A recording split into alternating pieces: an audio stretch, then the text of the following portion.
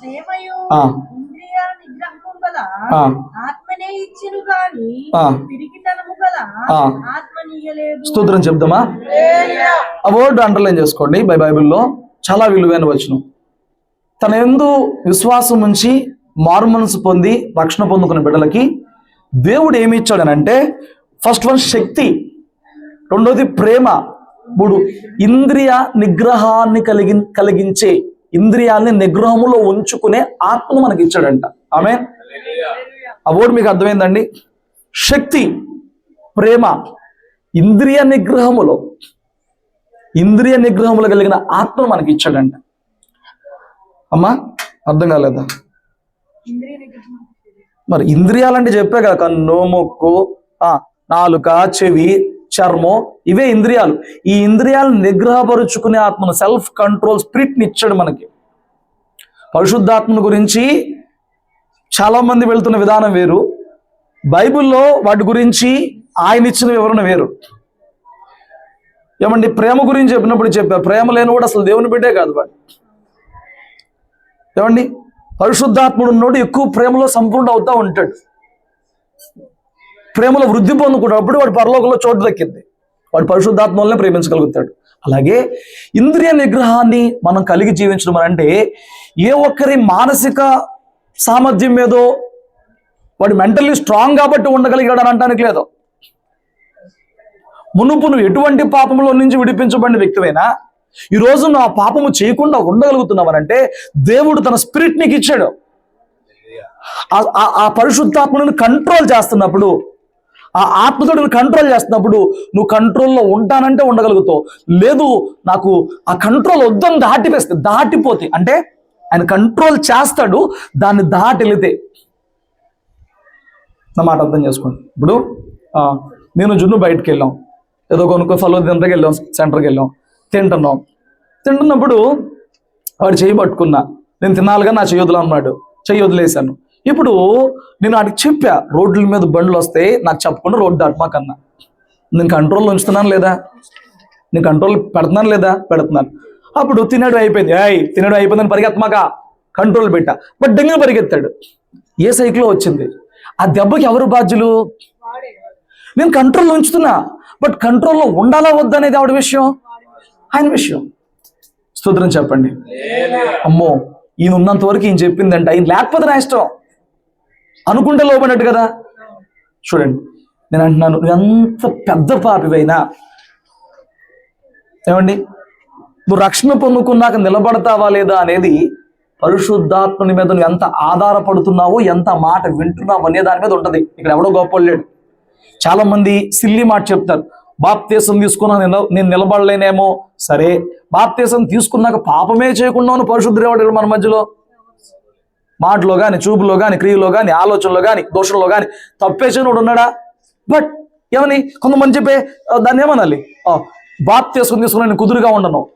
ఎవడో కుదురుగా ఉండడు, ఉంచేవాడు ఒకడు ఉన్నాడు. నీకు నిజంగా పరిశుద్ధంగా జీవించాలని తపనుంటే, నీకు నిజంగా ప్రభువుని సంతోషపరచాలని తపనుంటే, నీకు నిజంగా పరలోకం చేరాలి, మళ్ళీ దెబ్బలు తినకూడదనే తపనుంటే, పరిశుద్ధాత్మ మీద ఆధారపడుతూ ఆయన నిన్ను కంట్రోల్ చేసి నడిపించేవాడిగా ఉంటాడు.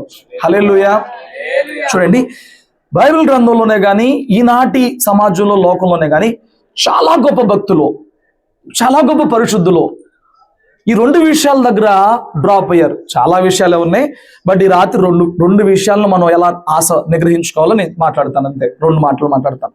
చూడండి, నేను మళ్ళీ చెప్తున్నాను, బైబిల్ గ్రంథంలో ఉన్న పరిశుద్ధులు నెంబర్ 1. నెంబర్ 2, ఈ లోకంలో బైబిల్ గ్రంథాన్ని విడిచిన తర్వాత కూడా ఎన్నో గ్రంథాల్లో ఉన్న, పుస్తకాల్లో ఉన్న, వందల సంవత్సరాల్లో, ఏమండి, యేసు ప్రభువు వెళ్ళిపోయిన తర్వాత ఇప్పటికి ఎన్ని సంవత్సరాలు అయినాయండి అయ్యా? 10 వందలు, 200, 20 శతాబ్దాలలో ఉన్న దైవజనుల్లో చాలా మంది ఈ రెండు చోట్ల జయం పొందుకోలేక పడిపోయారు. ఏంటి ఆ రెండు విషయాలు? ఒకటి ధనము, 2 స్త్రీ. అటు నుంచి అయితే స్త్రీలకు కూడా 1 ధనము, 2 పురుషుడు, వైస్ వర్సా.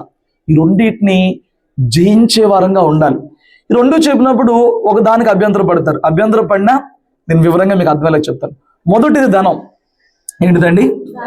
నా మాట చాలా జాగ్రత్త వినండి.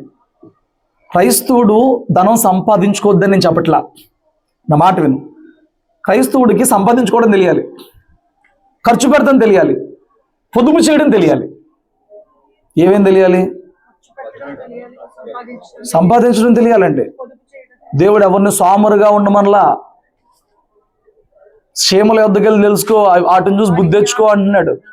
సోమరుగా ఉండొద్దు, కష్టపడు. వెనకటి వాళ్ళకి సామెత చెప్తారు తెలుసా నీకు? వయసులో సంపాదించిన లేకపోతే ఏమవుతావు? అనుభవంతో చెప్పిన మాట, తల పండిపోయిన వాళ్ళు చెప్పిన మాట, జాగ్రత్త. వయస్సులో ఉన్నప్పుడు శక్తి వంచన లేకుండా ఏమంటే సంపాదించాలి. అందులో మళ్ళీ దేవుని దూరం పెట్టకూడదు. హల్లెలూయా. నీకు సంపాదించడం తెలియాలి, ఖర్చు పెడతాం కూడా. లోబిగా ఉండకూడదు, పిసినారుగా ఉండకూడదు. బైబిల్ లోబితనాన్ని పిసినారితనాన్ని ఒప్పుకోదు. లోబిగా ఉండొద్దు, పిసినారుగా ఉండొద్దు. ఇంకా నువ్వు ఆర్థికంగా ఎలా దీవించబడాలో బైబిల్ గ్రంథం చాలా వివరంగా లోతుగా చెప్పిద్ది అనమాట. హల్లెలూయా. అవసరం వచ్చిన చోట 10కి 20 ఖర్చు పెట్టావు, అవసరం లేని చోట 20కి రూపాయి కూడా ఖర్చు పెట్టమాక. అవసరం లేదు, నీకు తెలియాలి. అదే ఆ మెయింటెనెన్స్. ఎక్కడ ఖర్చు పెట్టాలి, ఎలా ఖర్చు పెట్టాలి, ఎలా డివైడ్ చేయాలి నీకు తెలియాలి. తెలియకపోతే ఎంత ఇచ్చినా, నెలకి నీకు దేవుడు 50 ఇచ్చినా 1,00,000 ఇచ్చినా తెలియాలి కదా. ఖర్చు పెడుతుంది తెలియాలి కదా. స్తోత్రం చెప్పు. పొదుపు చేస్తాను తెలియాలి. అయితే ధనం ఎప్పుడూ కూడా దేవుని స్థానాన్ని ఆక్రమించేటటువంటి అవకాశం ఇవ్వకూడదు. బైబిల్ గ్రంథం చెప్తుంది, ఆయన నీతిని రాజ్యాన్ని వెతుకున్నప్పుడు వెతికినోడికి, అందరికి కాదులేండి, అన్నీ చేస్తాడు. నీతిని తప్పి ఎప్పుడు సంపాదించడానికి ప్రయత్నం చేయకూడదు. ధనం విషయంలో దురాశ ఉండకూడదు. ధనాపేక్ష క్రైస్తవుడికి ఉండకూడదు. లోక సూచన పక్కన పెట్టండి. ఏం ఉండకూడదండి? ధన ఆపేక్ష ఉండకూడదు. చాలా జాగ్రత్తగా. చాలా మంది భక్తులు తమ దేవునితో సహవాసములో, తమ ప్రయాణములో మొదట మంచిగా భక్తి చేసి నడిచి కృప పొంది దీవించబడ్డాక వాళ్ళ మనసు ఇక దేవుని మీద కంటే ధనం మీదకు తొలగిపోయిన వారు కొందరు ఉన్నారు. ఉదాహరణకు చెప్తా, బిలాము అనే ఒక ప్రవక్త. అతడు శపిస్తే శాపం వచ్చింది, దీవిస్తే దీవెన వచ్చింది. ప్రవక్త పేరులో ఉంటాడు. మోయాబు రాజు సైనికులను పంపించి వాడిని పిలవండి అని అన్నాడు. కానీ మొదట చెప్పాడు, నా దేవుడు పలికింది నేను పలుకుతా, మీరు ఏమిచ్చినా కానీ. కానీ రెండోసారి ఆ ధనమును రెట్టింపు చేసి పంపించినప్పుడు ఏమండి మరలా దేవుణ్ణి శోధించడానికి వెళ్ళాడు. దేవుడు ఒకసారి వద్దు అన్నాక మళ్ళీ అడగకూడదు. దేవుడు ఒకసారి నీకు ఇది వద్దు అన్నాక నువ్వు మళ్ళీ దేవుడు అడగకూడదు. ఇంట్లో అమ్మ నాన్న అడిగినట్టుగా మళ్ళీ దేవుడి దగ్గర మళ్ళీ ప్రార్థన చేద్దాం, మళ్ళీ కనిపెడదాం, మళ్ళీ ఉండదు. దేవుడు ఒకసారి చెప్తాడు. మనుషులలాగా మాట మార్చుకునే దేవుడు కాదు. దేవుడు ఫస్ట్ టైం వద్దన్నాడు, మళ్ళీ ప్రార్థన చేశాడు. చేయొచ్చా? ఒకసారి వద్దన్నాక మళ్ళీ ప్రార్థన చేయొచ్చా? తప్పు కదా, అది చేశాడు. ఏమండి ఆ బిలాము పంపిన ఆ పనివారు, ఆ అధికారులు, వాళ్ళు చెప్పిన మాటలు ఆయనకి ఎంత శోధన పుట్టిందంటే, ఏమండి ఇజ్రాయెల్కి వ్యతిరేకంగా శాపం తెస్తానికి ఎంత ప్రయత్నం చేశాడు. బిలాము ధనములో పడిపోయాడు. చూడండి, ఒక మాట మీకు ఎదురు పెడతాను. 6వ అధ్యాయము 6వ వచనం. ఇది 1 తిమోతి పక్కన మొదటి పేజీ. నేను 5వ వచనం కూడా చదవమ్మా. చెడిపోయిన మనసు కలిగి సత్యహీనులై దైవభక్తి లాభ సాధనం అనుకునే మనుషుల వ్యర్థ వివాదములు కలుగుచున్నవి. సంతుష్టి సహితమైన దైవభక్తి గొప్ప లాభ సాధనమై ఉన్నది. చూడండి పాయింట్. మనం ఈ లోకంలోనికి ఏమీ తెలా, దీనిలో నుండి ఏమీ తీసుకుని పోలేము.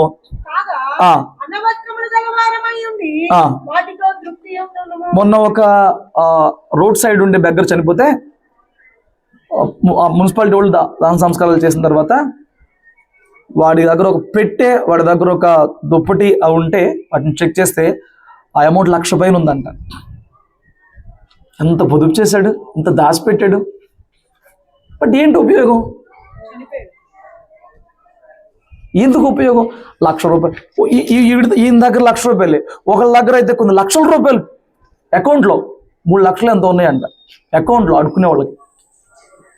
ఇంకొక చోట ఇలాంటి ఎప్పుడప్పుడు పేపర్లో వస్తున్నప్పుడు చూస్తూ ఉంటా, 5 లక్షలు 6 లక్షలు, అన్ని లక్షలు ఉన్నాయి కదా, రోడ్డు మీదేగా. ప్లాట్ఫామ్ మీదేగా, ఆ తిండేగా, దాచి చచ్చిపోయి ఏం చేసావు? బిడ్డలు లేరు, ఎవరు లేరు, ఏమి లేదు, తినొచ్చుగా, కడుపారా తినొచ్చుగా, ఎంజాయ్ చేయొచ్చుగా. ఎవరు లేరు కదా నీకు సంతానం, ఒడ్డు మీద అడుక్కున్నావు కదా, వాడికి కూడా దాని మీద ప్రీతి చూడు. ఎన్నాళ్ళు బతుకుతావో తెలియదు.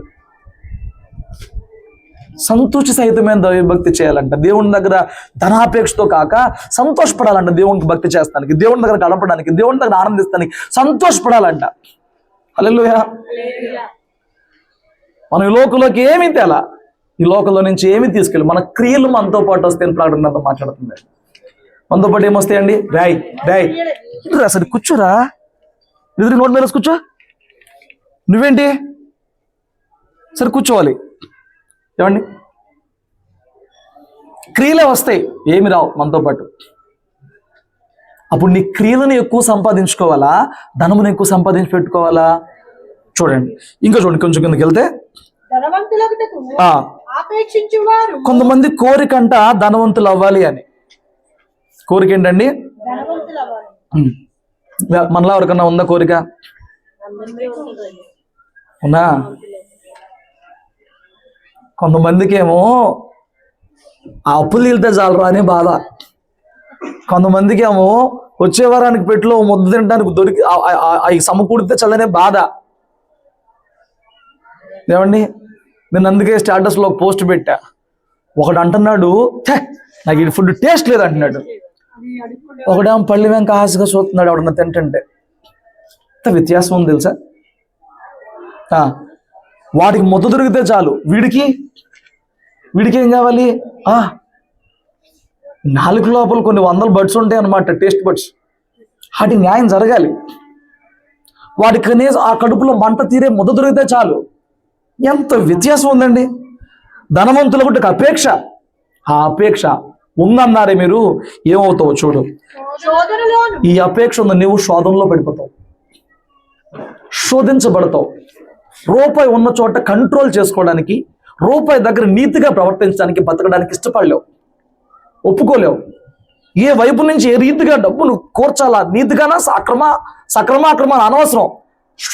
శోధించబడతావు. రూపాయి ఉరిలో పడిపోతావు.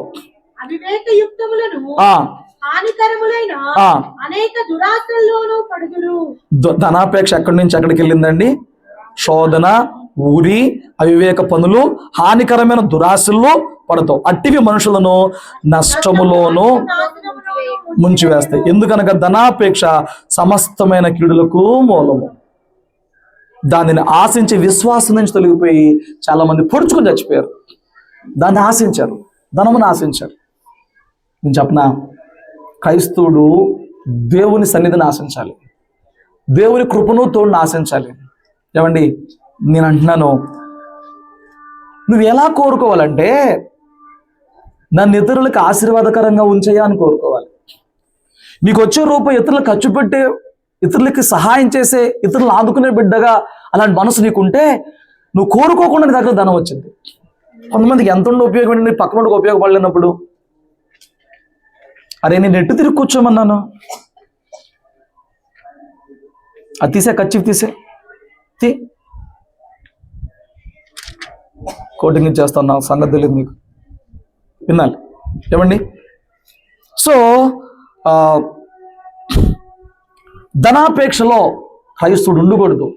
నమ్మండి, నీ జీవిత కాలంలో నువ్వు యథార్థంగా కష్టపడుతూ దేవుని యథార్థంగా సేవిస్తున్నంత కాలం నీ జీవిత కాలంలో ఎప్పుడు ఏదియో దేవుడు నీకు తక్కువైతే చేయడు. అది గుర్తుపెట్టుకో. హల్లెలూయా. అక్కడ డ్రైవర్గా జాయిన్ అయ్యాడంట. ఓనర్ దగ్గర చాలా డబ్బు ఉందంట. డ్రైవర్గా జాయిన్ అయ్యాడు. ఓనర్ ఎన్నో లావాదేవీలు చేస్తున్నాడు, చూశాడు.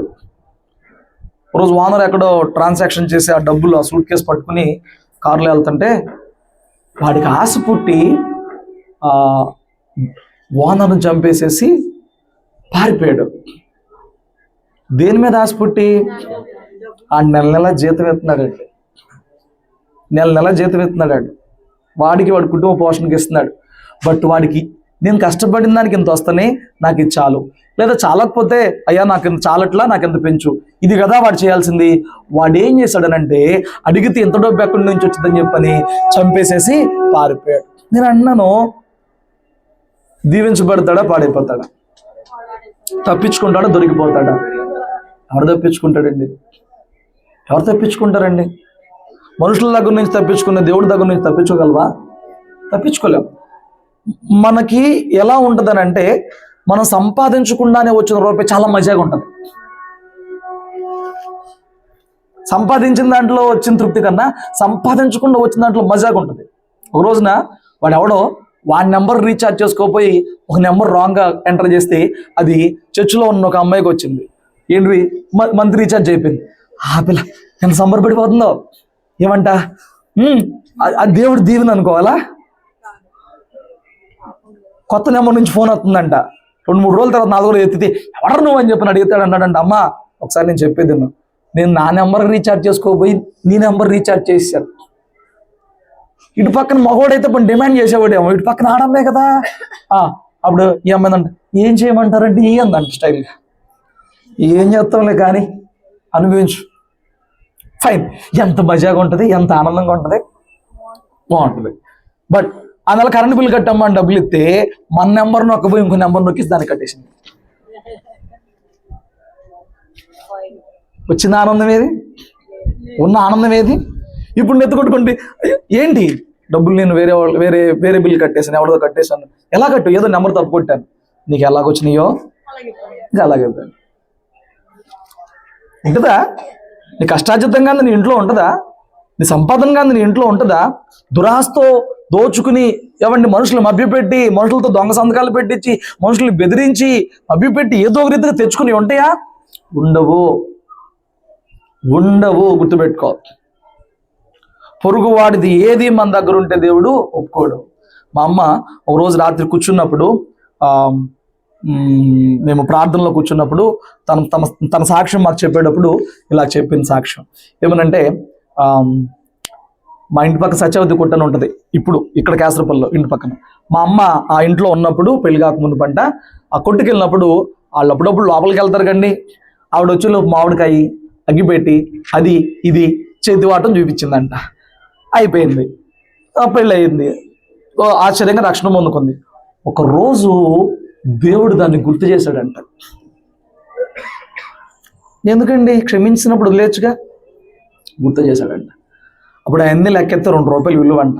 మా అమ్మ 2 రూపాయలు పట్టుకుని మళ్ళీ పుట్టింటికి వచ్చినప్పుడు ఒక రోజు వెళ్ళి ఆ ఆంటీని పిలిచి ఆ 2 రూపాయలు ఇచ్చి, ఏంటమ్మానంటే, ఒకప్పుడు నాకు తెలియక నాకు అదే ఒక ఆనందంలో షాప్లో నుంచి నేను ఇవి పట్టుకెళ్ళిపోయాను.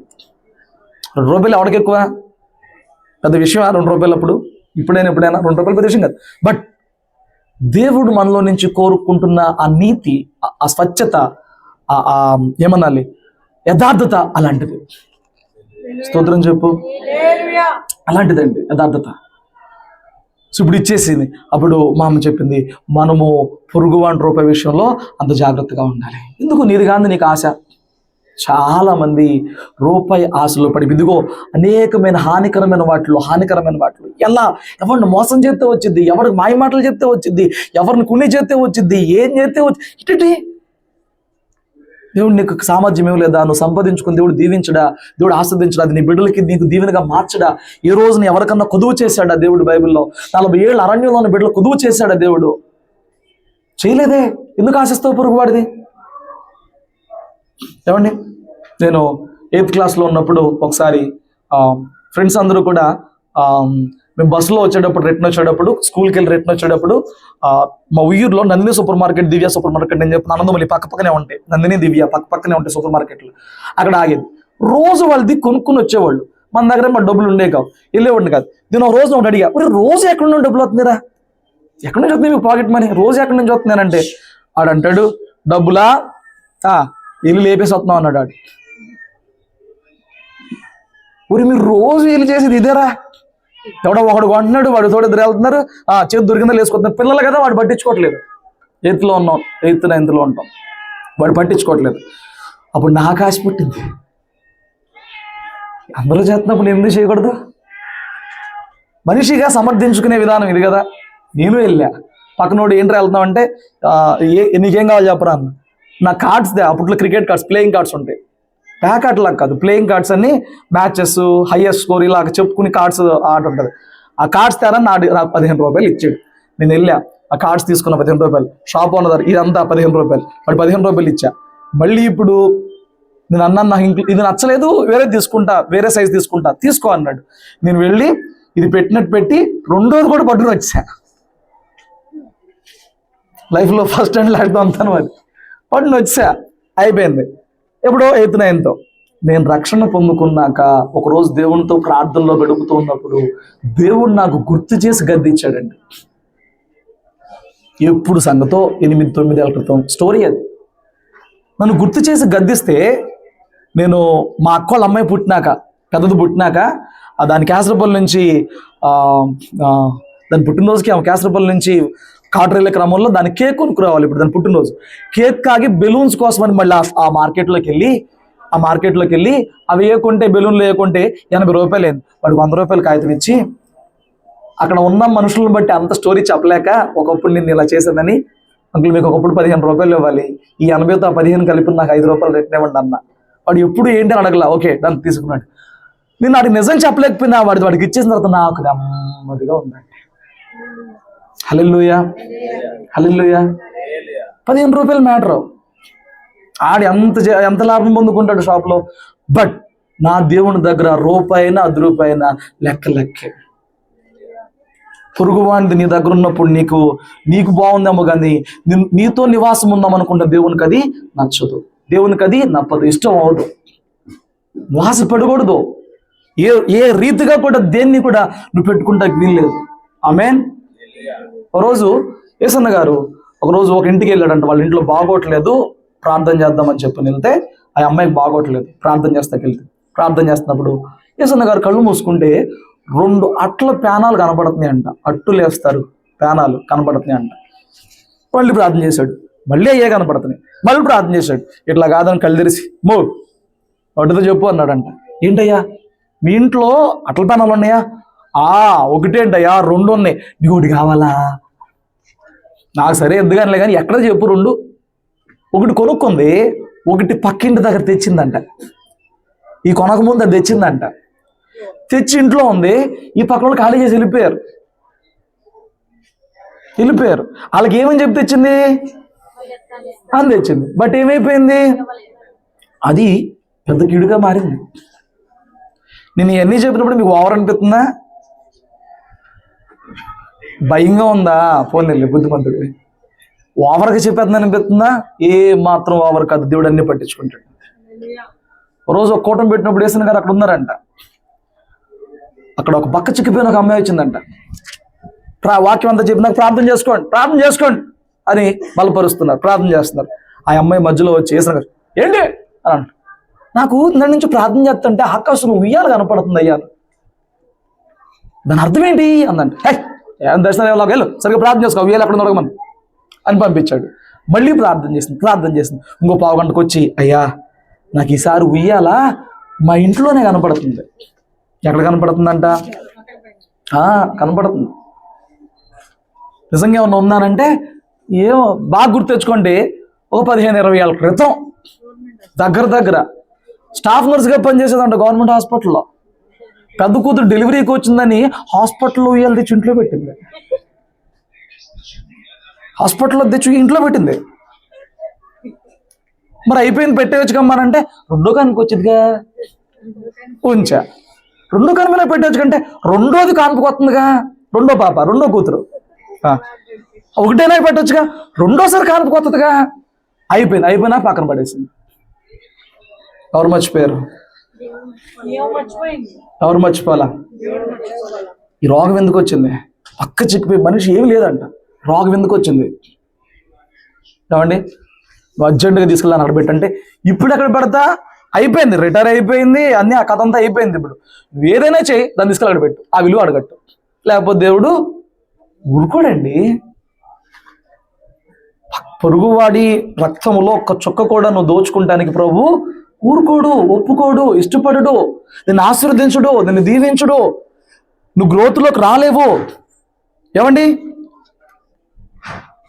నాకు ఒకటి గుర్తొచ్చింది. నేను ఇంటర్మీడియట్లో ఉన్నప్పుడు మా ఫ్రెండ్ ఒక ముస్లిం ఉండేవాడు. వాడు ఏదో కొనుక్కోవాలరా అంటే ₹2 తక్కువైతే ఇచ్చా. ఏదో కొనేటప్పుడు బుక్ పెన్ను ఏదో కొనేటప్పుడు ₹2 ఇచ్చా. ఒక వారం రోజుల తర్వాత ₹2 తెచ్చి ఇచ్చాడు. రే ₹2 ఏంటి రా, ఉంచుకోరా. ఆడు 8th క్లాస్ నుంచి ఫ్రెండ్, నాకు ఇంటర్లో కూడా ఆడు ఫ్రెండ్, అతావుల్లా అని ఫ్రెండ్. ₹2 ఏమన్నా ఉంచుకోరా అన్న. వాడు అంటాడు, వద్దురా. ₹2 ఏముందరా నీకు నాకు మధ్య అంటే కాదు. మాలో జీవితంలో ఒక్కసారన్నా మక్కాకి వెళ్ళాలనే ఆలోచన ఉంటుంది. మక్కాకి అలా వెళ్ళాలనుకునేవాడు పొరుగువాడిది అగ్గిపుల్ల కూడా ఉంచుకోకూడదు. మేము అలా పెట్టుకుని మేము వెళ్ళకూడదు. భూమి మీద ఉన్న ఒక పవిత్ర స్థలం అని ఎంచుతున్న ప్రాంతానికి వెళ్ళాలనుకున్నాడు ఒక అగ్గిపుల్ల కూడా పొరుగువాడిది బాకీ ఉంచుకుని వెళ్తే పుణ్యం రాదంట వాడికి. ఫైన్, బాగుంది. మరి మనం పరలోకమే వెళ్ళాలని కదా ఈ భక్తి చేస్తున్నాం. మరి నీవు ఏమన్నా ఉంచుకుంటే ఆ వ్యక్తికి అంత భక్తి అనిపిస్తే పక్కాకి వెళ్ళేవాడికి అంత సర్లేరు బాబు నీ భక్తిని పాడు చేయనిరు, ఆ ₹2 నాకు ఇచ్చే తీసుకున్నా. ఏమండి, మా ఫ్రెండ్ దగ్గర ఒకటి దగ్గర నేను ₹2 తీసుకున్నా. మళ్ళీ నేను తీసుకెళ్ళి ఆడికి ₹2 ఇచ్చా. ఆడి ₹2 నాకు చిన్నప్పటి నుంచి ఫ్రెండ్ ఆడు, నా ఫస్ట్ క్లాస్ నుంచి ఫ్రెండ్ ఆడు. వాడు ₹2 ఎత్తాడంటే, కాదురా నేను అతవుల్లో కట్టి ఫ్రెండ్షిప్ చేస్తున్నా కదా, ఆడు మకాకి వెళ్ళాలంటే ఇట్లాంటి ఉండకూడదంట, నా మూలంగా ఆడి పుణ్యం ఎందుకు పాడైపోద్ది, ₹2 తీసేసుకోరా తర్వాత చూసుకుందాం మన లెక్కలో. ఆడు మనతో ఉన్నంతకాలం నేను ఆడి పక్కన ఉన్నంతవరకు నేను బాగుండాలి, మళ్ళీ ఆడి ఇబ్బంది పడకూడదు. ₹2 తీసేసుకొని ఆడి ₹2 ఇచ్చా. నేను అంటున్నాను, మరి పరలోకి వెళ్ళాలంటే పొరుగువాడిది ఎప్పుడు కూడా ₹1 కూడా నువ్వు ఆశించడానికి వీల్లేదు. పొరుగువాడి కష్టార్జితం ఆశించడానికి వీల్లేదు. పొరుగువాడి యొక్క ఏమండి దాన్ని దోచుకోవడానికి నీకు వీల్లేదు. హల్లెలూయా. మళ్ళీ మీకు అర్థమవుతున్నాయా? ధనాపేక్ష ఈ రాత్రి నీలో ఉంటే తీసే, కానీ దేవుడు నీకేమీ తక్కువ చేయడు. నీకు దేవుడు ఏం తక్కువ చేయడు. చూడండి, అందుకే 23వ సామెతల్లో ఈ మాట చెప్తాడు. 4-5 వచనాలు. ఐశ్వర్యము పొంద ప్రయాసపడకు, నీకు అట్టి అభిప్రాయం కలిగిన దాన్ని విడిచిపెట్టు. ఏమండి, జాగ్రత్త. ఏమి అవుద్దంట, ఐశ్వర్యం పొంద ప్రయాసపడమాక, అట్టి అభిప్రాయం ఉన్న విడిచిపెట్టు. ఎందుకు? నువ్వు దాని మీద దృష్టి నిలిపిన తోడనే, చదవండి అయ్యా, నీవు దాని మీద దృష్టి నిలిపిన తోడనే అది లేకపోవును, నిత్యముగా అది రెక్కలు ధరించి ఎగిరిపోవును, పక్షిరాజు ఆకాశమునకు ఎగిరిపోవునట్లు అది ఎగిరిపోవును. నేను బాగా నమ్ముతానండి వాక్యం, నేను నమ్ముతాను. నాకు ఏ ఆశ ₹1 మీద ఉండదండి. అవసరమైతే ఎదుటోడికి ఇవ్వడానికే చూపుతాను తప్ప ఎదుటోడిది రాదు. ఎందుకు చెప్పనా? వాక్యం చెప్పి ఐశ్వర్యం పొంద ప్రయాసపడమాక. నీ లైఫ్ ఏంటి, నీకు కావాల్సింది ఎంత, నువ్వు ఎంత కష్టపడు, ప్రార్థన చేయవు, దేవుడి మీద ఆధారపడు. దేవుడు ఏ రోజుకే తక్కువ కాకుండా ఇస్తాడు. అరణ్యంలో ఉన్న ఇజ్రాయెల్ని పోషించాడు, వాగు దగ్గర ఉన్న ఏలియాను కూడా కాకులంతో పోషించాడు, తక్కువ చేయడు. బట్ ఏ మైండ్కి రాకూడదు, అయ్యా ఐశ్వర్యము పొంద ప్రయాసపడకూడదు. ఏమండి, వడ్డీలకి ఇచ్చి లాభం పొందుకుందామని కానీ, లేదా ఫైనాన్స్లు పెట్టి లాభం పొందుకుందామని కానీ, లేకపోతే స్టాక్స్లో పెట్టి లాభం పొందుకుందామని కానీ, లేకపోతే బెట్టింగ్ లేసి లాభం పొందు, ఇవన్నీ నిన్ను ఒకరోజు నష్టంలో ముంచేస్తాయి. ఫస్ట్ అడుగులో అంతా బాగానే ఉంటుంది, 2 అడుగులు అంతా బాగానే ఉంటుంది, బట్ ఒకరోజు నేను నిండా ముంచేస్తాయి ఇవన్నీ కూడా. నువ్వు క్రైస్తవుడిగా దేవునిలో నీతులు వర్ధిల్లాలంటే వీటన్నిటికీ దూరంగా ఉంటే నీకు మంచిది. అన్నిటికీ దూరంగా ఉండాలండి. స్తోత్రం చెప్పు. కాబట్టి ధనము మీద ఆశ పెట్టుకోవద్దు. చాలా మంది భక్తులు పాత నిబంధన కొత్త నిబంధన ఈనాటి భక్తులు కూడా రూపాయిలో పడిపోయారు. దేవుని స్థానాన్ని ఆక్రమించుకునేది రూపాయే. దేవుని స్థానం ఆక్రమించుకునేది ఏంటండి? రూపాయి. సో ఆశలలో ఈ రాత్రి 2 మాట్లాడుతున్నా. 1 ధనాపేక్ష, 2 శరీరాశ, కామం. ఏమండి, స్త్రీకి పురుషుడు, పురుషుడికి స్త్రీ కామం. రెండో దాని గురించి నేను మాట్లాడుతున్నా. ఈ మొదటి దాని గురించి నేను విస్తారంగా చెప్పాలనుకోవట్లేదు. ఎన్నోసార్లు నేను ధనాపేక్ష గురించి, ధనము గురించి నేను ఎన్నోసార్లు చెప్పినవి ఉన్నాయి. యాజీ గురించి చెప్పినవి ఉన్నాయి. జకర్యా దేవుని రక్షణ ఎలా పొందుకున్నాడు, పొట్టి జక్కయ్య ఉన్నదంతా అమ్మేసుకుని దేవుడి కోసం ఇచ్చేసుకుని రక్షణ పొందుకొని ఎన్నో మీకు చెప్పాను. కాబట్టి రాత్రి ఈ మాట ఇక్కడితో అర్థం చేసుకో. ధనాపేక్ష లేకుండా, ధన ఆశ లేకుండా, దురాశ లేకుండా జీవించు. ధనము విషయంలో దురాశ లేకుండా జీవించు. ఆమేన్, హల్లెలూయా. 2025లో ఒక చోట జరిగిన ఆ సంఘటన ఏంటయ్యానంటే, 50 సంవత్సరాలుగా బుద్ధిస్ట్ మాంగ్స్ ఉంటారు కదా, తెలుగులో వాళ్ళు ఏమంటారు, మాంగ్స్. బుద్ధిజంలో గురువులుగా ఉంటారు కదా, పెద్దలుగా, సన్యాసులు. 50 సంవత్సరాలు ఆ భక్తిని ప్రాక్టీస్ చేసిన, ఆ భక్తిలో జీవించిన ఒక పెద్ద సన్యాసి, గురువైన వ్యక్తి ఏమండి, 50 సంవత్సరాల తర్వాత తన దేహం మీద తన కంట్రోల్ మిస్ అయ్యి ఒక అమ్మాయితో అఫేర్లో పడిపోయాడు. ఎన్ని సంవత్సరాల తర్వాత? After 50 years. నేను అంటున్నాను, ఈ రోజున ధనం గురించి మాట్లాడినా, ఈ వ్యభిచారపు తలంపుల గురించి, పాపం గురించి నేను మాట్లాడినా, మీరు అందరూ మంచోళ్ళే, మాకేంటి ఇలాగ మాట్లాడుతున్నాడు అనే మనసు ఈ రోజు నీకు రావచ్చు. ఈ రోజున ఎలా ఉందో నీవు రేపు ఇలాగే ఉంటావని గ్యారంటీ ఏంటి? ఈ రోజున భక్తి చేస్తున్నావు నీవు రేపు ఇలాగే ఉంటావని. 50 సంవత్సరాలు ఆ నిగ్రహపు దాంట్లో ఉన్న వ్యక్తి పాపంలో పట్టాడు. ఆ అమ్మాయి ఆయన తెలియకుండా వీడియోస్ తీసి అవి బ్లాక్మెయిల్ చేస్తే పారిపోయాడు. ఆ టైంలో న్యూస్లో వచ్చింది. ఆ టైంలో చెప్పడానికి కుదరలు, ఇప్పుడు చెప్తున్నా. హల్లెలూయా అని అంటున్నాను. మరి నీవు నిగ్రహించుకుంటే నిగ్రహం కలిగి ఉండగలవా? చూడండి, ఒక భయంకరమైన శోధన ధనము, ఒక భయంకరమైన శోధన కామము, వ్యభిచారము. శోధించబడతాం. ఆ శోధనను జయించేవారిగా ఉండడానికి దేవుని కృప లేకపోతే, దేవుని కృప మీద ఆధారపడకపోతే, దేవుని ఆత్మ సహాయం లేకపోతే, ఈ రోజు ఎంత మంచిగా ఉన్నా ఒక శోధించబడిన బలహీనపు సమయాలలో తప్పక పడిపోతావు. జాగ్రత్త చెప్పించట్లా, జాగ్రత్త చెప్తున్నా. ఏమండి, దేవుని రక్షణ పొందుకున్న తర్వాత ఈ పాపంలో, వ్యభిచారం అనే పాపంలో పడిపోయిన వాడు తప్పక దేవుని శిక్షలో పాత్రుడవుతాడు. దేవుని శిక్షకు పాత్రుడవుతాడు. అవమానం పాలైపోతాడు. ఏమండి, ఎలా ఉంటుందంటే ఆ పరిస్థితికి వచ్చే ప్రతిఫలం నరకానికి కూడా పడిపోవచ్చు. చూడు, లోకములో ఉండి క్రీస్తుని ఎరగక, రక్షణ ఎరగక తమ జీవితాలను వెంబడించే వాళ్ళు నరకంలోకి వెళ్ళి క్రీస్తులోకి వచ్చి క్రీస్తులో జీవిస్తూ కొన్ని విషయాలు కంట్రోల్ చేసుకోలేకే నరకంలో పడిపోతే ఇంక వారికి భక్తి చేయనోడికి, భక్తి చేసినోడికి తేడా ఏంటండి? భక్తి చేసుకోండి నరకమేనా? మనకి భక్తి చేసుకోండి నరకమేనా? చూడండి, నేను అంటున్నాను ఇక్కడ ఈ వ్యభిచారం అనే పాపం గురించి ఒక మాట చూడండి. మత్తయి సువార్త 16లో ఒక వచనం చూపిస్తాను, తర్వాత మాట్లాడతాను. ఇంకొక హాఫ్ అన్ అవర్ మీరు సైలెంట్ కూర్చోవాలి. మత్తయి సువార్త 16వ అధ్యాయము ఒకసారి 4వ వచనమా చూడండి ఒకసారి.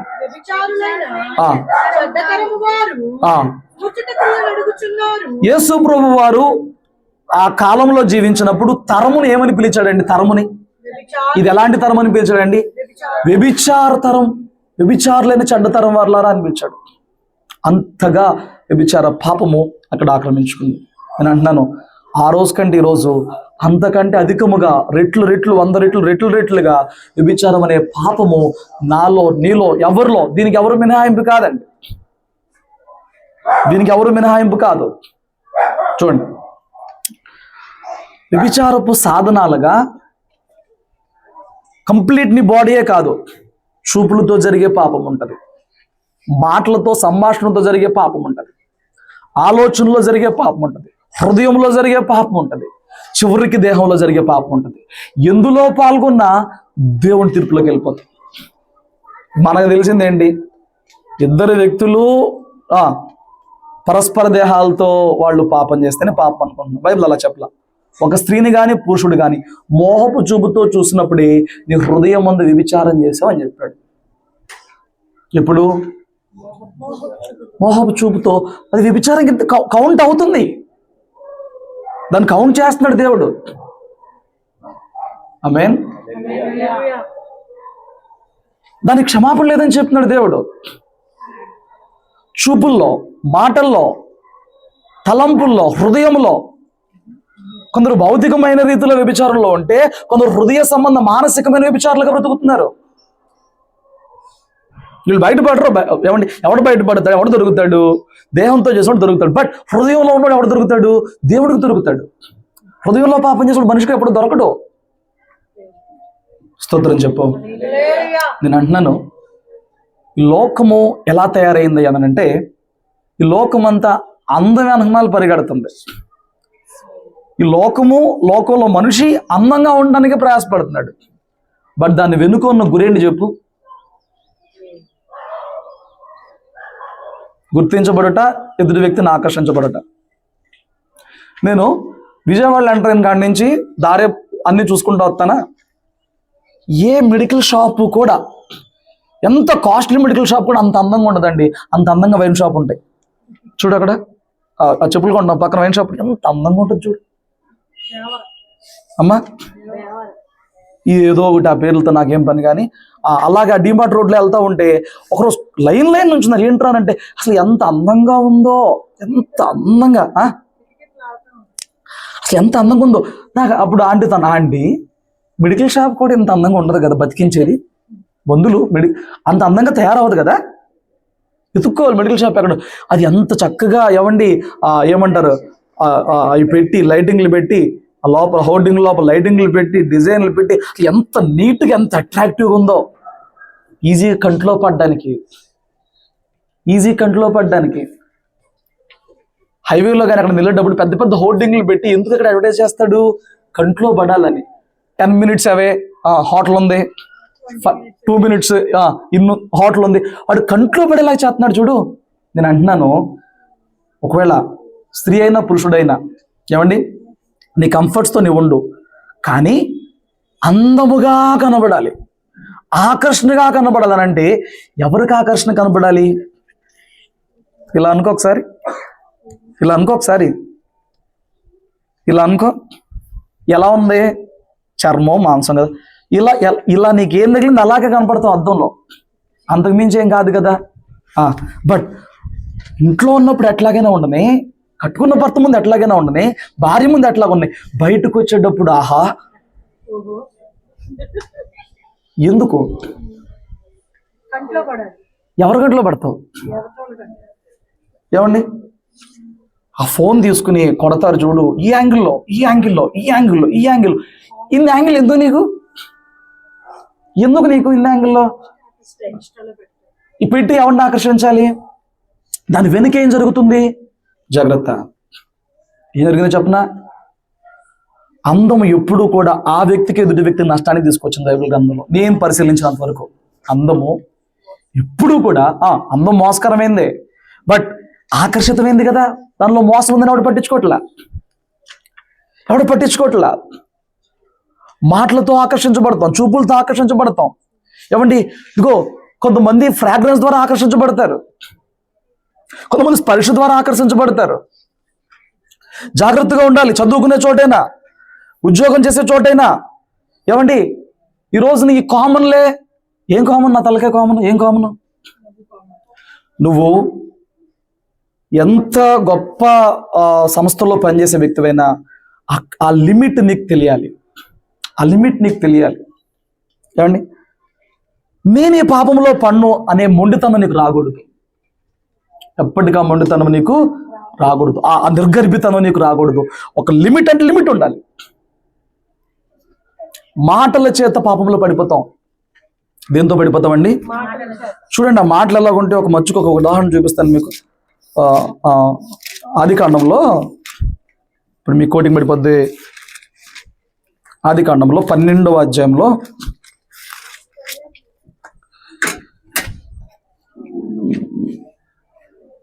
14వ వచనం. అబ్రహాము ఐగుప్తులో చేరినప్పుడు ఐగుప్తీయులు ఆ స్త్రీ మిక్కిలి సౌందర్యవతి ఉండుట చూచారు. ఫరో యొక్క అధిపతులు ఆమెను చూచి ఫరో ఎదుట ఆమెను పొగిడిరి. ఫరో చూసాడా? ఫరో ఎక్కడ చూశాడు? ఫరో ఎవరు చూశారు? చూశారు. ఎవరి దగ్గర చెప్తున్నారు? ఏం చెప్తున్నారు? నలుగురు ఆడవాళ్ళు నలుగురు మగవాళ్ళు కూర్చుంటూ వచ్చే మాటలేంటి? స్కూళ్ళల్లో, ఆఫీసుల్లో, రోడ్ల మీద అది ఉంటుంది చూడరా, ఆడుంటాడు చూడవే. ఏంటి మాటలు వచ్చే మాటలేంటి? ఆ సెక్షన్లో అది ఉంటుందిరా, ఆ సెక్షన్లో ఆడు ఉంటాడే, ఎవడాడు? ఇది చూడలా, దీనికి పక్కన ఉంటుంది, అది ఎక్కించిద్ది. వీడు చూడలా, ఆ పక్కన ఎక్కిస్తాడు. మాటలతో హృదయాలు పాడైపోతూ ఉంటాయి.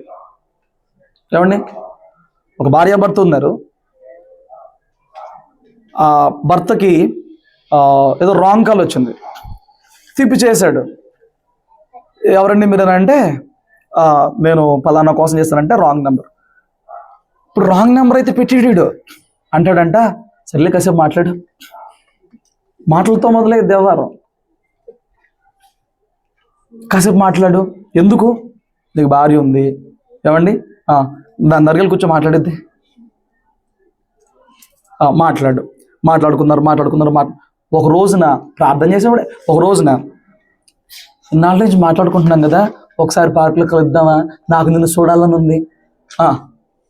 నాకు నిన్ను చూడాలని ఉంది. సరే చూసావు, ఎందుకు ఊరినే ఐస్ క్రీమ్ తిని వెళ్ళిపోదాం. మళ్ళీ నెక్స్ట్ మీటింగ్లో అది అక్కడ ఆగిద్దండి. జాగ్రత్త. నీకు అనవసరమైన వ్యక్తులతో మాటలొద్దు. స్త్రీ అయితే పురుషుడితో, పురుషుడు అయితే స్త్రీతో, నీకు సంబంధం లేని వ్యక్తులతో మాటలొద్దు. వాడు ఎలాంటి వాడైనా మాటలొద్దు. మాట్లాడాల్సి వస్తే వరుస అన్న అక్కనే కలిపి మాట్లాడు. ఏమండి, మాట్లాడు. అట్లా వద్దా?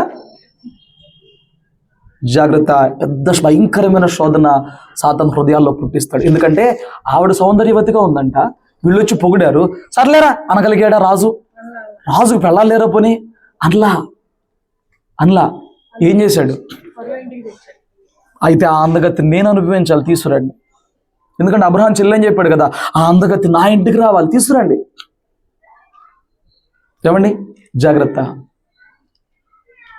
మనము ఆత్మలో అందంతో నింపబడాలి. అంతరంగములో అందంగా తయారవ్వాలి. మనసు అందంగా ఉండాలి. క్రియలు అందంగా ఉండాలి. మనము అవుటర్ అపిరెన్స్ అందంగా ఉంటే సరిపోతుంది. నీ అందము నీ క్రియల్లో కనబడాలి. నీ అందము నీ హృదయంలో ఉండాలి. నీ అందము నీ ప్రేమలో, అనగా లోకాన్ని నిస్వార్థంగా ప్రేమించే ప్రేమలో అక్కడ నీ అందం కనబడాలి. లోకంలో ఉన్న అందాల వెనక పరిగెత్తొద్దు. వయసులో ఉన్నప్పుడు అందరూ అందగాళ్లే కాదంటారా? వయసులో ఉన్నప్పుడు అందరూ అందగాళ్లే. ఎవరు కాదు? చిన్నప్పుడు ఆడు ఎట్టండి చిగుడు ముక్కోడైనా, రారేగేసుకునేవాడైనా, నల్ల కర్రుగున్నోడైనా, పెద్ద నాకు అందరూ అందగాళ్లే. ఒక 40-45 వచ్చే వరకు అందరూ అందగాళ్లే. ఎవరు కాదు?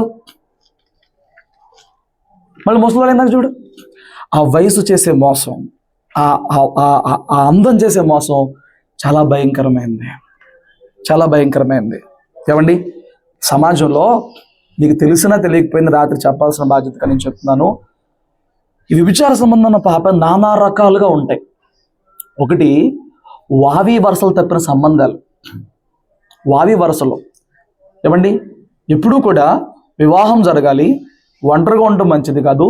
ఒక కన్యకకు ఒక బ్రహ్మచారికి జరిగేది పరిశుద్ధమైన వివాహం. ఎవరెవరికి మధ్య జరిగేది?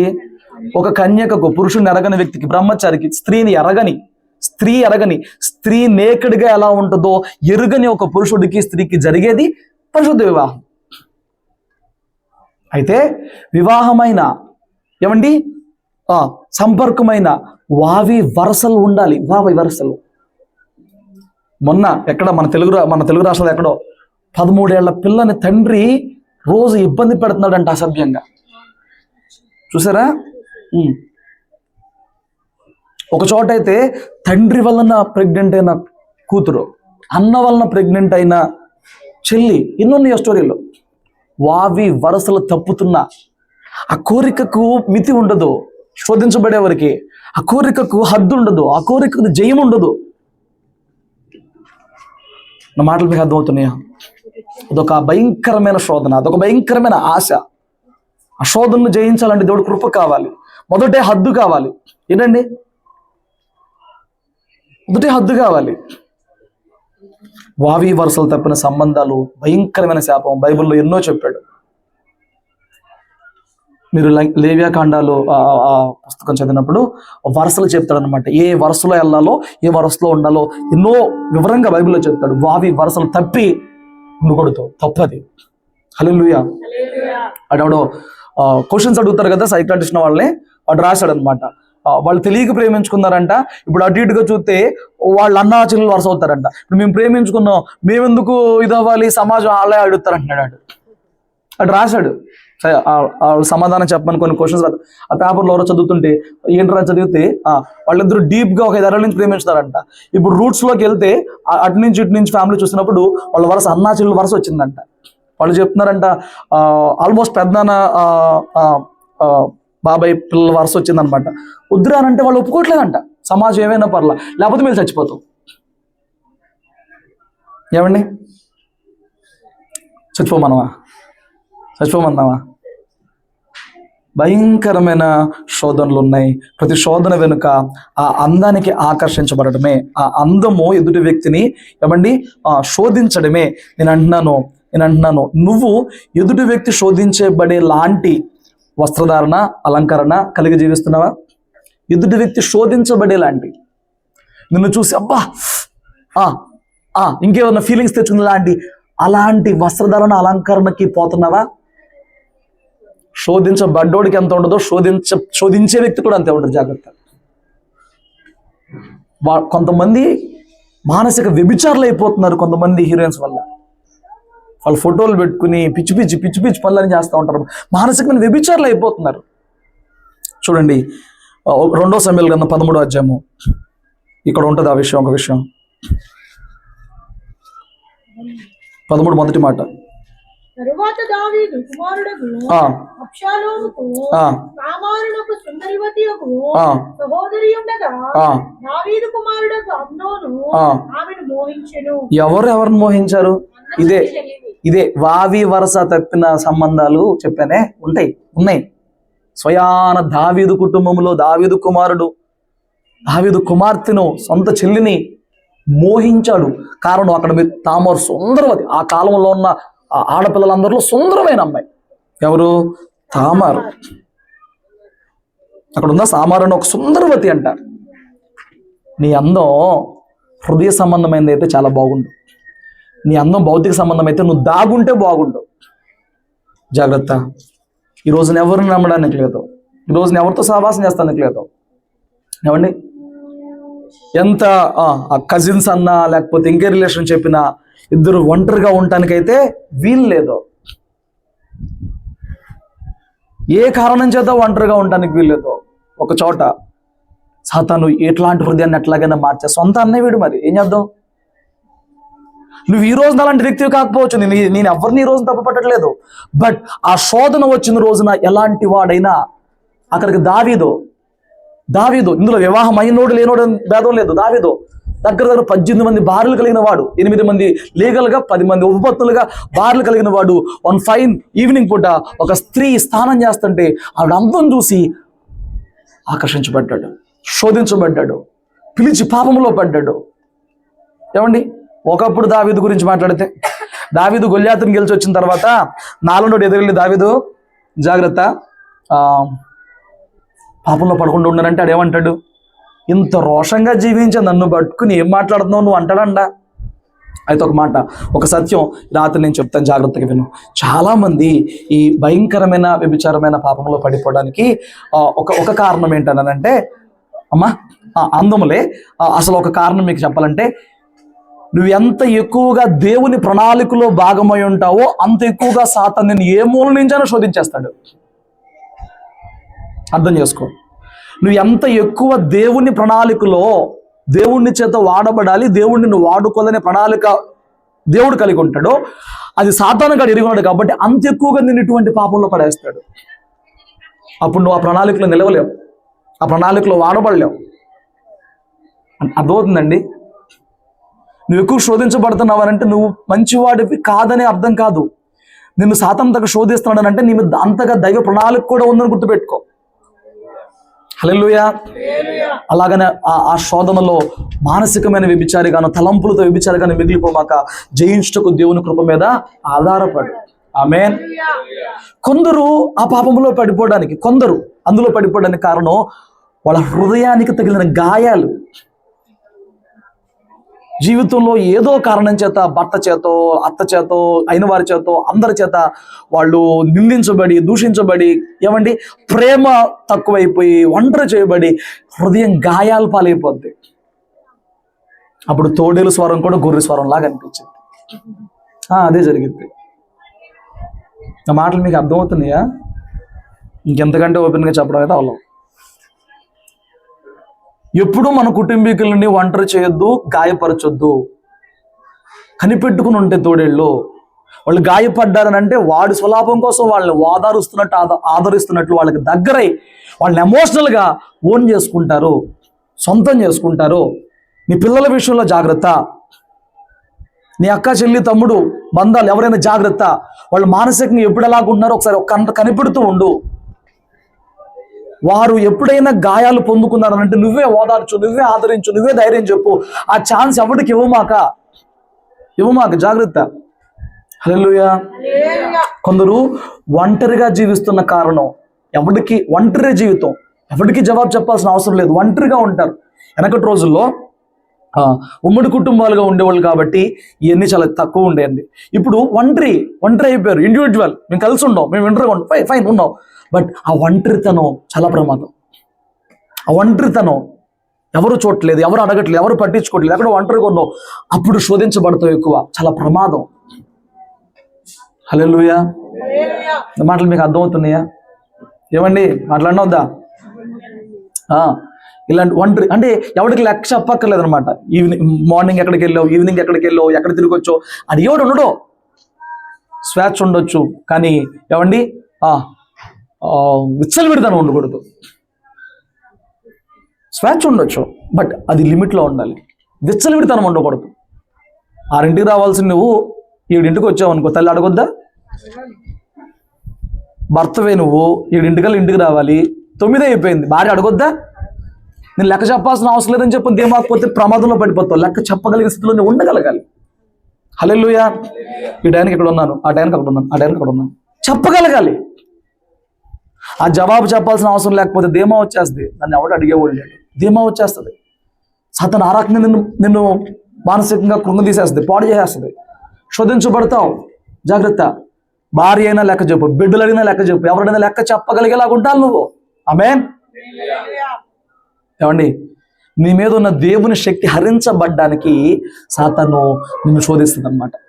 నువ్వు దేవుని ప్రణాళికలో ఉన్నావు కదా, దేవుని శక్తి నీ మీద ఉంది కదా, హరించి వేయాలి, దాన్ని తీసివేయాలి. సంసారంలో ఉన్న బలం తీసివేయాలి. ఇప్పుడు ఏం చేయాలి? అదొక స్త్రీ వల్ల అయ్యింది. బైబిల్ గ్రంథంలో కూడా ఉన్న గొప్పవాళ్ళల్లో దావీదు గొప్పడా? పడిపోయాడు. సంసోను గొప్పడా? పడిపోయాడు పాపంలో.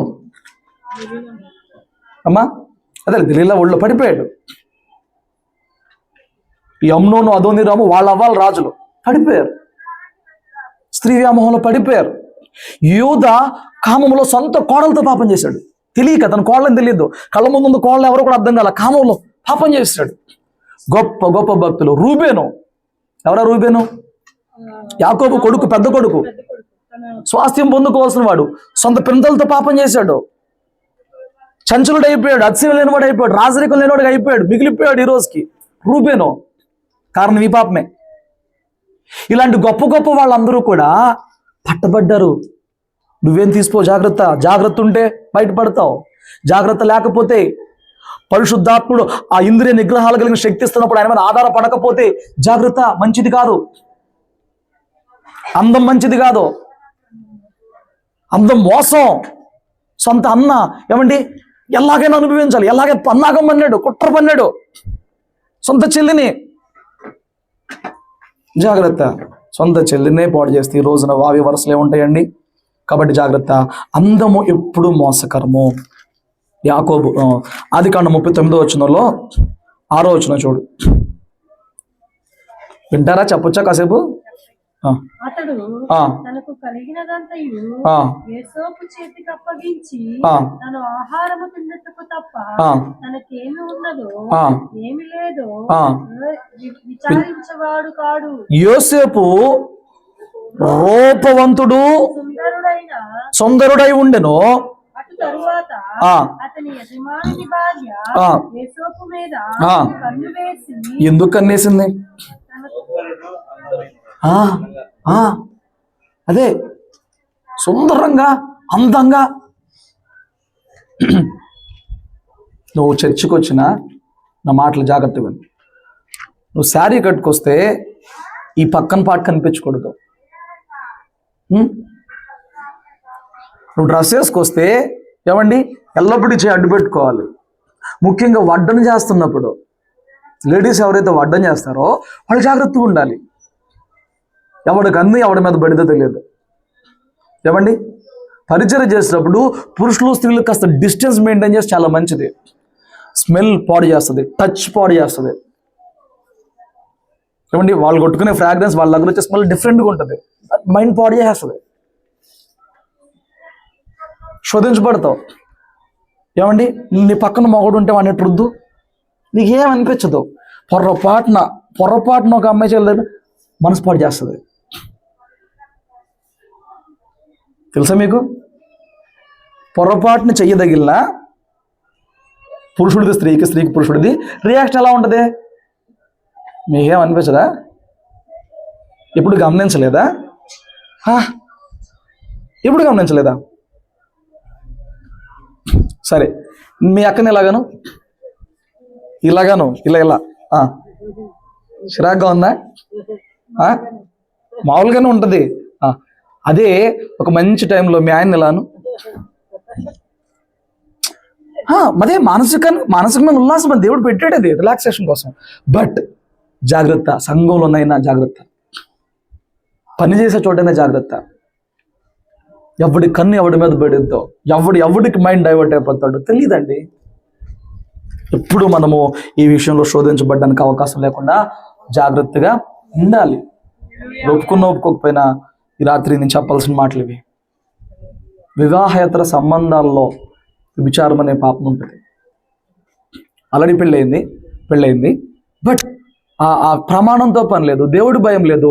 బయట ఏమండి ఈరోజు పెళ్లి కాకముందు ఏంటి బాడీ కౌంట్లు అంట. ఏమండి యాప్లు వచ్చేసినాయి, గే యాప్లు వచ్చేసినాయి. బుర్ర పాడైపోతుంది. ఎంత అడ్వాన్స్ అయిపోయిందో పాపం. గే యాప్లు వచ్చేసినాయి,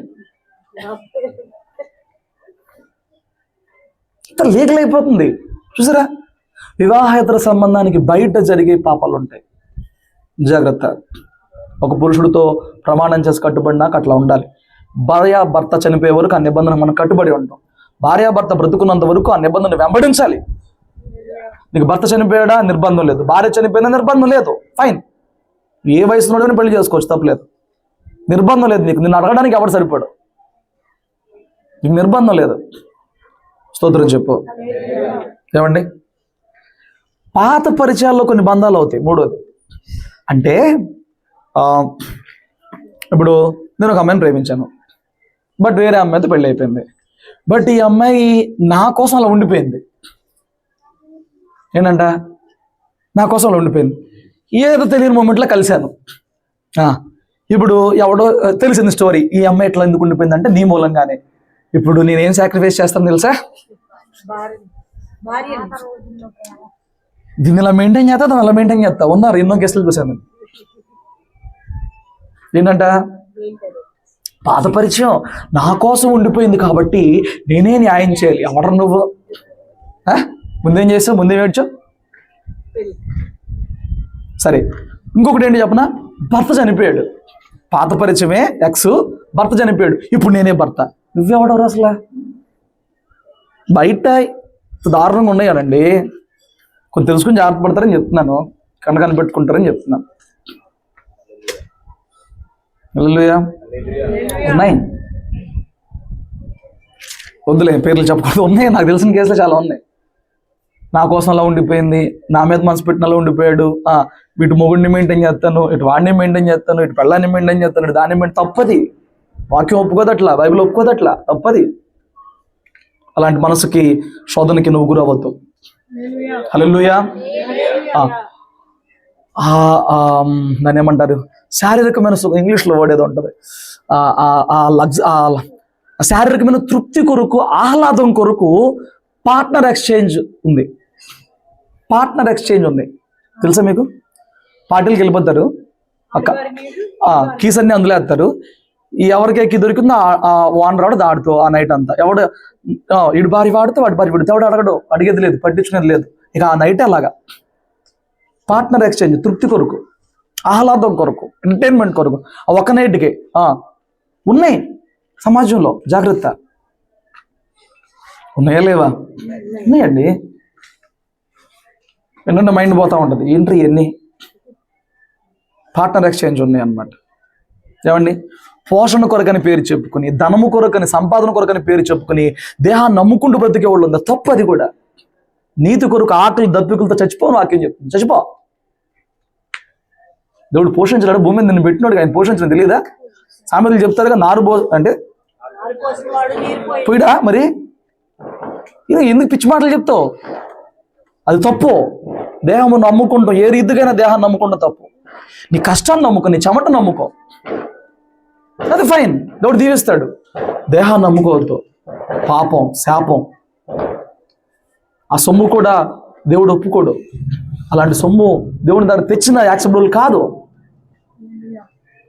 స్తోత్రం చెప్పు. హల్లెలూయా. ఎన్ని రకాలుగా ఉన్నాయండి. సంభాషణలతో చేసే పాపం అనమాట. ఈ ఫోన్లోనే ఆ సంభాషణలతో చేసుకుంటారు పాపం అంతా. సంభాషణలోని ఇలాగా అలాగా ఇలాగా అలాగా సంభాషణలతో. ఫిజికల్గా ఒక చోట్ల చారలేరు, ఇక ఫోన్లోనే మొత్తం వీడియో కాల్స్లో, సంభాషణలో. దేవుడు దాన్ని కౌంట్ చేస్తాడు. జాగ్రత్త. అసభ్యకరమైన సంభాషణలు, అసభ్యకరమైన మాటలు. ఏమండి, ఇంకా దట్ ఫోన్ వీడియోస్, అది ఎంత భయంకరమో. ఒక్కసారి ఎడిక్ట్ అయ్యా బయట రాలేవు. ఆ వీడియోస్, విపరీతమైన దృశ్యాలు. ఏమండి, ఇదొక పాపము. 2, చూపుల్లో ఊహల్లో చేసే పాపము.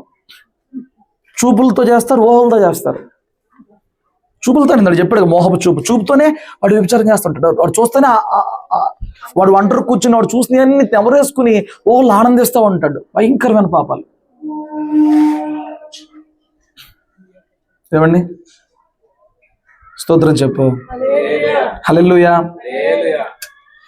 చెప్పడానికి ఇబ్బందిగా ఉన్న తెలుసుకోవాల్సిన విషయాలు ఇవన్నీ కూడా ఏమండి సాతాను శోధిస్తాడు. శోధనలో పడిపోతావు, ఆశ పుట్టిస్తాడు. లైన్ దాటే వరకు, ఫస్ట్ టైం లైన్ దాటే వరకే నీ కంట్రోల్, నీ ధీమా, నీ సామర్థ్యం. నేను నిత్యం మందిరానికి వెళ్తున్నాను కదా, నాకేంటి అనుకుని ఎక్కడ లిమిట్ దాటుకో. ఓవర్ స్నేహాలకు వెళ్ళకో, ఓవర్ మాటలకు వెళ్ళకో. ఏ అక్క అని పిలిచినా ఈరోజు నా మాటకు విలువ లేదు, ఉందా? లేదు. అవన్నీ పట్టించుకోమాక. ఏ వ్యక్తితో మాట్లాడాల్సి వచ్చినప్పుడు ఏమండి 5 నిమిషాల కంటే మించి సంభాషణ ఉండడానికి వీలు లేదు. ఫోన్లో అయితే పేరెంట్స్ ముందు మాట్లాడగలగాలి.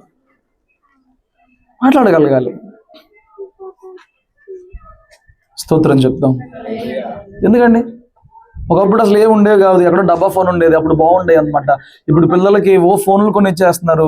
ఏమంటే వాళ్ళు ఎవరితో మాట్లాడుతున్నారు, ఎవరితో ఏం పట్టించుకోవట్లేదండి.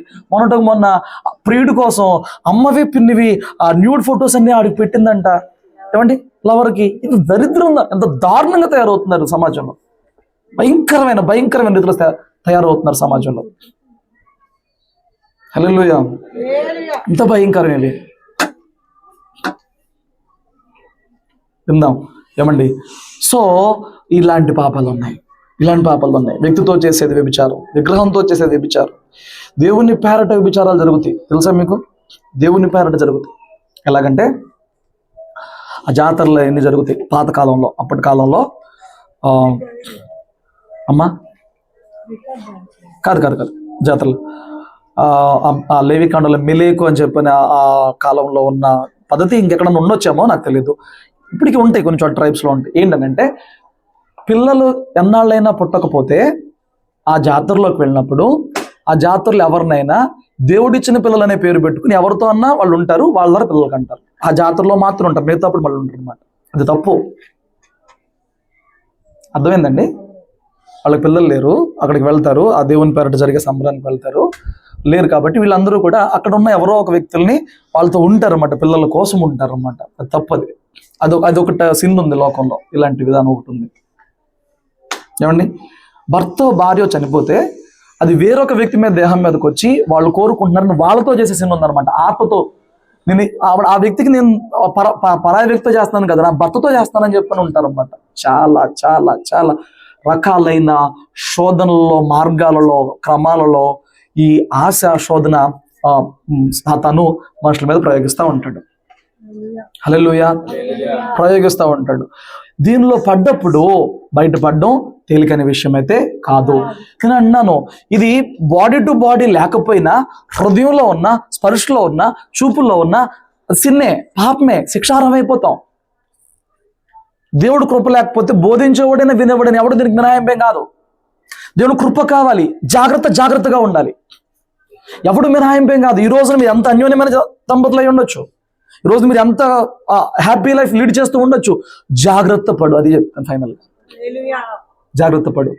శోధించబడ్డానికి అవకాశము ఈ విషయంలో ఏమాక. ధనం విషయంలో శోధించబడిన నేను కంట్రోల్ చేయొచ్చు, ఈ విషయాలు శోధించబడినప్పుడు కంట్రోల్ చేయలేని పాపాలు ఇవి. ఆమేన్. కాబట్టి దేవుడు మనకి ప్రేమ, శక్తి, ఇంద్రియ నిగ్రహాలు కలిగిన ఆత్మనిచ్చాడు.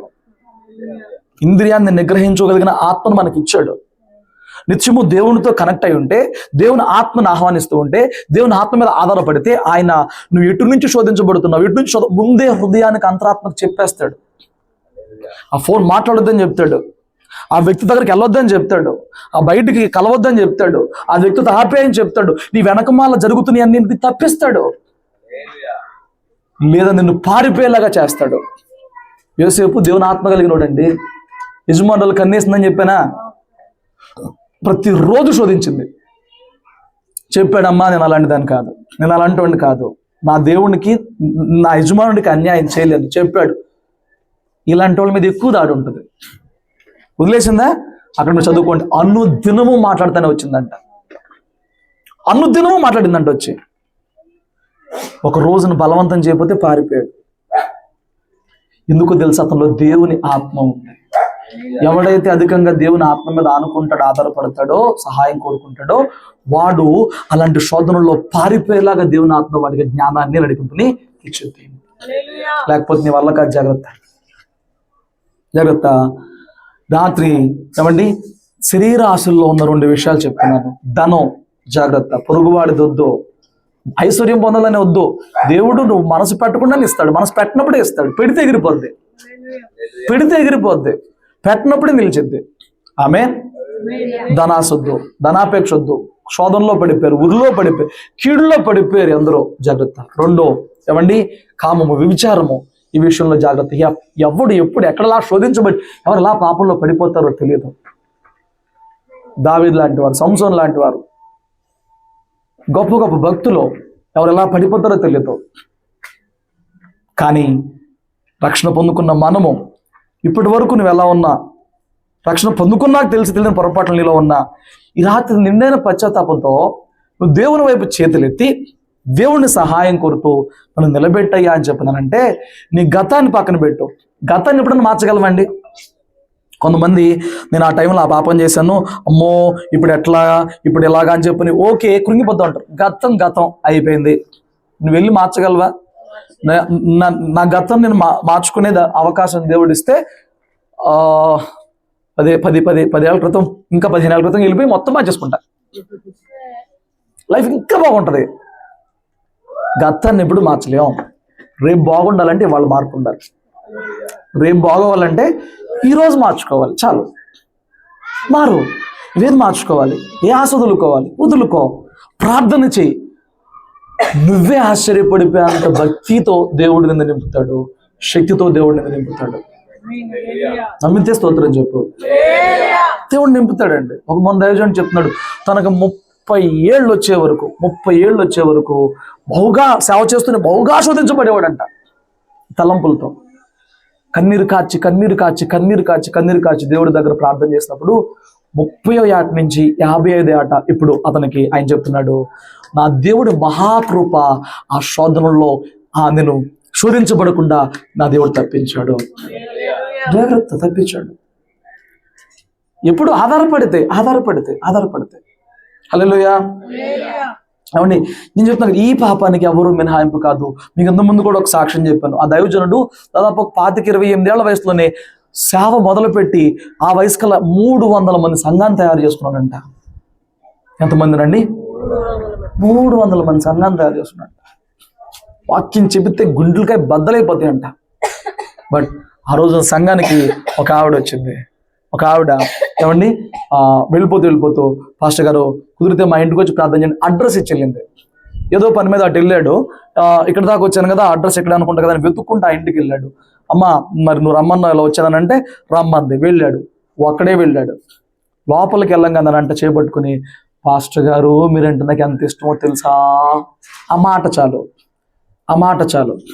పురుషుడికైనా స్త్రీకైనా ఎవడో ఒకడు నీ ఇష్టపడుతుందని తెలుసా, నువ్వు ఎంత అందగతితో తెలుసా, ఈ మాటలు చాలు. డమాల్. ఆ దెబ్బలో పడిపోయాడంట. 300 మంది సంఘం 30 మంది అయిపోయారు.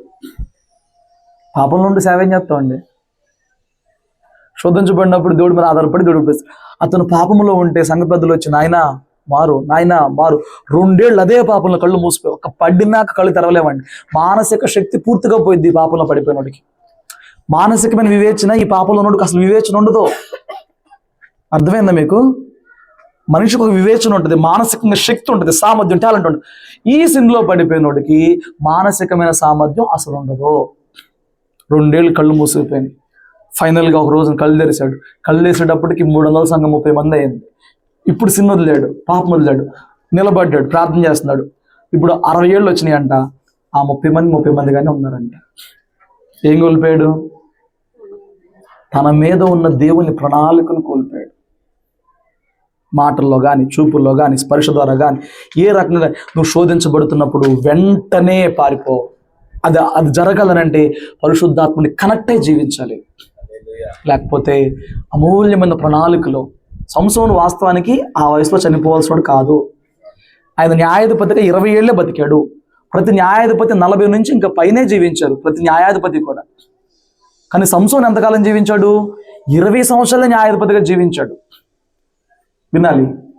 కానీ ఏమండి, తన యవ్వన వయసులో ఒకతిని చూసి దాంతో పడిపోయి, ఇంకో దాన్ని చూసి దానిలో పడిపోయి, ఇంకో దాన్ని చూసి దానిలో పడిపోయి అర్ధాయుష్తో పోయాడు. చచ్చిపోవాల్సినట్టు కాదండి. ఎవరి మీద దేవుని గొప్ప ప్రణాళిక ఉంటుందో వారిని సాతాను గట్టిగా శోధిస్తాడు. బట్ ఎవడు దేవుని మీద అనుకుంటాడో వాడే గెలుస్తాడు. కాబట్టి దేవుడు మనందరినీ ఎన్నుకున్నాడు, మనందరినీ సాతాను కూడా చూస్తున్నాడు. ఈ 2 విషయాల్లో వాడిని శోధించకుండా, దేనిలో ఒక దానిలో పడేసి నిన్ను పాడు చేయకుండా, నువ్వు ధనాశలో పడిపోతే ఇది అక్కర్లా వాడికి. ఆ మాట అర్థమైందా? నువ్వు ఆల్రెడీ ధనాపేక్షలో పడిపోయావు అనుకో, ఈ శోధన అక్కర్లా. ధనాపేక్షను దాటి వచ్చావు అనుకో, దీన్ని పెడతాడు. అందులో నోటికి ఇది అక్కర్లా. ఒక పాపం చాలు మునిగిపోతకి, ఒక బెజ్జం చాలు వాడు మునిగిపోతకి. ఆమేన్. కానీ మనకి ఇంద్రియ నిగ్రహము కలిగిన ఆత్మనిచ్చి ఇటువంటి శోధనలో కూడా తమాయించుకునే సామర్థ్యం ఇచ్చే పరిశుద్ధాత్మ దేవుడి సహాయము, అనుగ్రహం మనకు ఉంది. కాబట్టి ఆయనతో కనెక్ట్ అయ్యి జీవిద్దాం. నీ జీవిత కాలంలో వచ్చే ప్రతి శోధనను జయించి జయించి ఆయన చిత్తమును పరిపూర్ణం చేసుకుందాం. అట్టి కృప, అట్టి భాగ్యం కుడి ఉన్న మనందరికీ దేవుడు సంపూర్ణం కలగ చేయను గాక. ప్రార్థన చేసుకుని తల వంచు.